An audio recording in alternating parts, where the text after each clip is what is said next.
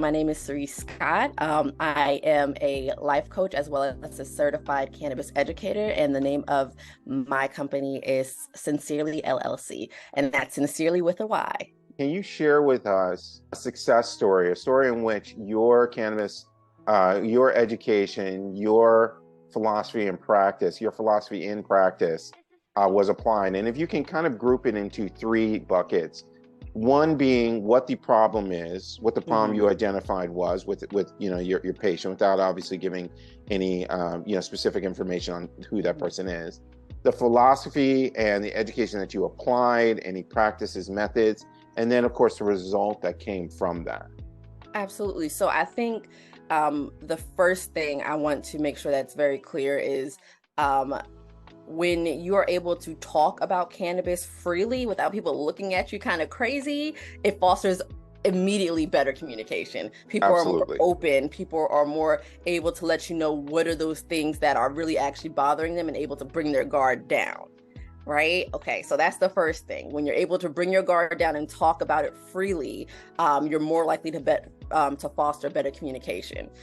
The problem that I was seeing in a few different clients was that just like mental health stigma, they were overwhelmed by the cannabis stigma of I can't take this. I'm breaking the law. I am that's a gateway drug. All of those things, completely misinformation, right?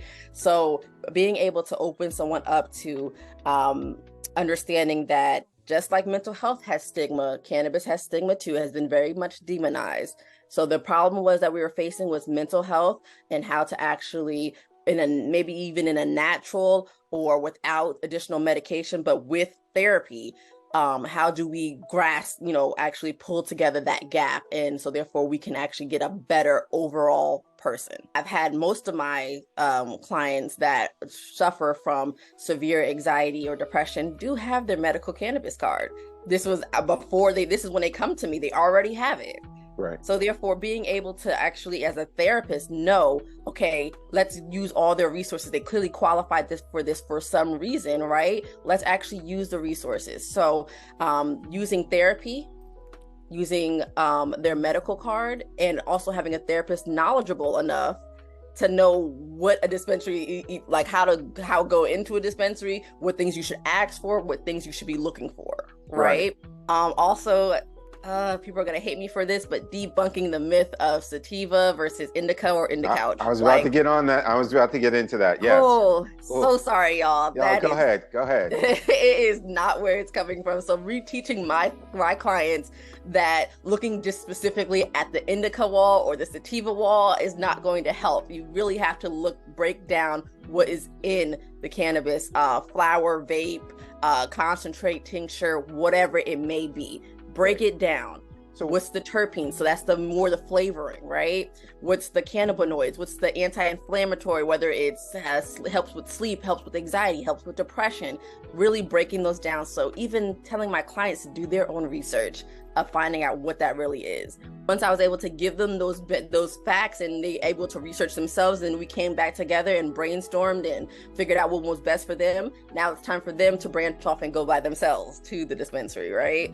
So for them actually going, they researched, they checked out the menu that was available. They, deep dived into the things that they were really interested in. And then that's when they were successful to actually choose something that worked for what they were specifically looking for, whether it was antidepressant, whether it was anxiety, whether it was having issues with sleeping or fatigue, something that's going to help motivate you or to bring you a little bit down. But we're not splitting it up between indica and sativa. That's one thing we're not doing. We're going to the technical terms, which I know it can be really intimidating. I understand. But understanding that if we can break down that communication and do the research ourselves to know what part of the plant is actually helping us, that's how we can have success stories for a lot more clients. I appreciate that. I mean, this is something we talk about all the time in the Mary brands in terms of, really giving a little bit more detailed information regarding what is it that you're ingesting? Why are you ingesting? How do you go about ingesting it? Really providing, and that's the reason why we're having these conversations as well. But can you, for the audience, what is indica? What is sativa? Can you break that down? And then if you can go through kind of what the myths have been associated with those, at least from what you've seen from your Absolutely. experience. So, this is gonna ruffle some feathers. Okay, so usually indica is in the couch. It's seen as a more of a relaxing, and then sativa is supposed to be more uplifting, right?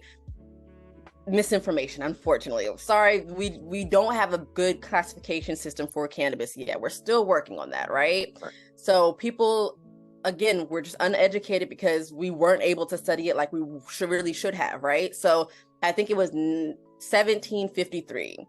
Carl von Linnaeus set out basically to classify and record plants.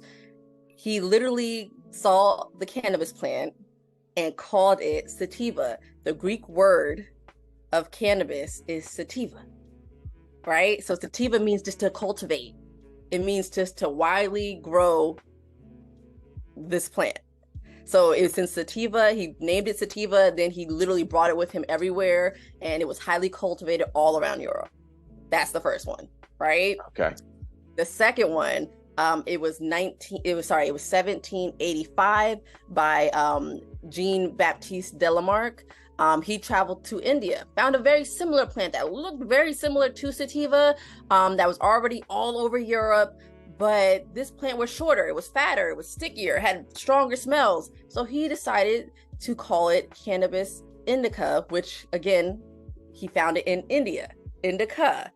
That's literally all it means. It's crazy because we really think about it, those as more of a upper versus downer, or more of a calming versus, a more creative vibe. But it really just comes down to those words. They just happen to name them that because that's what they saw. They Right. cultivated it. Sativa means cultivated. Indica, literally, he found it in India, and it looked very similar to it was the same plant, but just in a different what's the word, environmental aesthetic. It adapted to India, so therefore it adapted to being shorter, fatter, stickier, stronger smells. I appreciate that, and I know that the people listening absolutely appreciate that.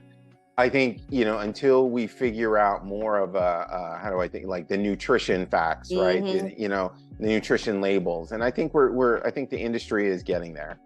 Yeah, no, I hope. I hope so. I think we really have to come up with a better terminology, as well as a categorization for it. The original cannabis plant that they found in 1785, 1783 is nothing like the plant that we have now, right? No. It went underground. Everyone was looking for just the strictly THC to push that THC value. So therefore, it's nothing like the original plant that we really found in the first place. And so honestly, there really is no difference between sativa or indica. They're all hybrids at this point because they went underground and they changed the genetics. So we have to be very mindful of that, as well as there's no specific strand that can make you feel a certain way.